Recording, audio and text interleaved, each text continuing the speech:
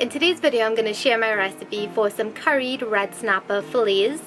And I like when it's filleted because then you don't get too much bones, or as we say back home, picker.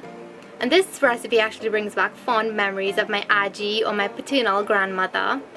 We would stand by the road and she'd wait for the fisherman to pass. He would pass in a little van and then we'd buy the fish, and she'd take me to the back and show me how to clean it, how to take the guts out, how to scale it and everything. So that's something we shared together, and I'll always keep it in my memories. And growing up on an island, we always had access to very fresh, nice fish. So living here in New York, I start to appreciate it more when I go back home. I love going to the fish market with my brother now. Every Saturday morning when I'm back home, we'd head to San Fernando Wharf or to Orange Valley Bay to pick up some nice fresh fish and shrimp and syrup crabs and all the other good stuff. So if you want to see my recipe for curried red snapper fillets, keep watching. So I already got a head start with the preparation of the fish.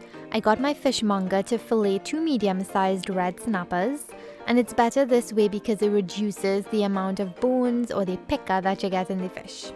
I'd still suggest checking it for pin bones though, because you never know. Wash it with some lemon, or you can also use some lime or vinegar. Once it's nice and clean, it's time to season it. Add salt, green seasoning, and this contains shadow beni or bandhania, garlic and hot peppers. And don't forget that the exact list of everything I'm using will be listed in the description box below. You want to massage the fish with that lovely green seasoning and make sure each piece is coated because you want it to absorb those lovely flavors. Now let it sit and marinate for about 30 minutes in the fridge while you prep the rest of the ingredients.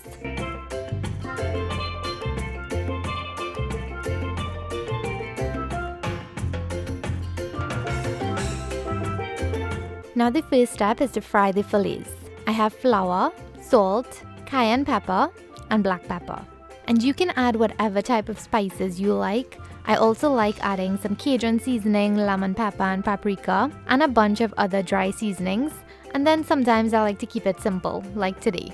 Mix all your dry ingredients together until they're well incorporated. Now you want to coat both sides of the fish with the dry mixture and then add it to the hot oil to fry. Make sure you don't turn it too often because then it's just gonna fall apart in the oil, so you want to prevent that. So let it fry for about 5 to 7 minutes until it's nice and firm and it's crispy and brown on the outside.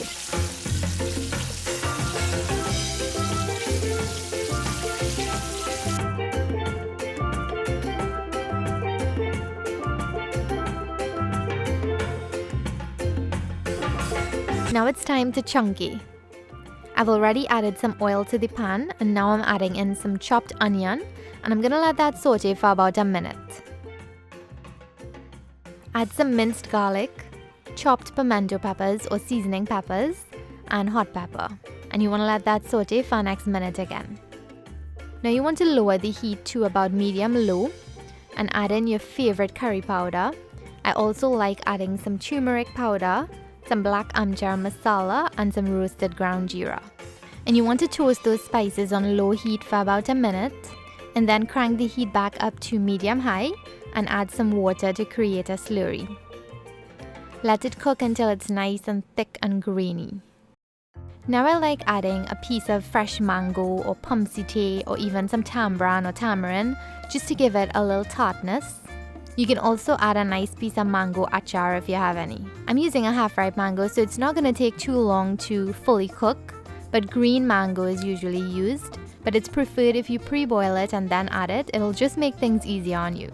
Now I'm adding some water to make the sauce, some salt and some green seasoning. So you want to cover it and let it come to a nice rolling boil.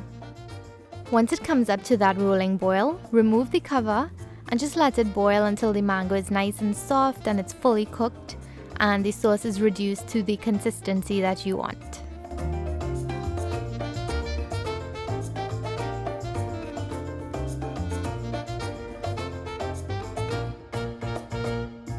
Once the sauce is reduced and the mango is fully cooked, add the fried fish in.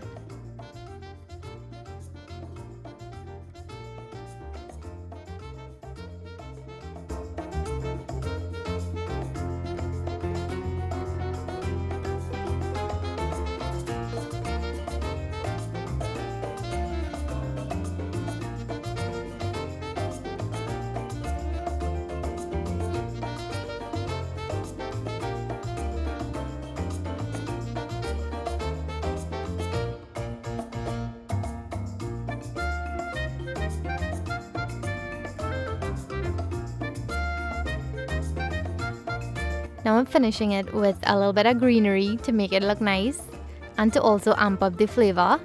I'm adding some chopped bandhania or shadow benny, some chive, and some of you might know this as scallion or green onion, and some cilantro. And you want to turn the fillets gently so that they get coated in that lovely curry sauce. And immediately turn the heat off because you don't want it to fall apart in the curry sauce.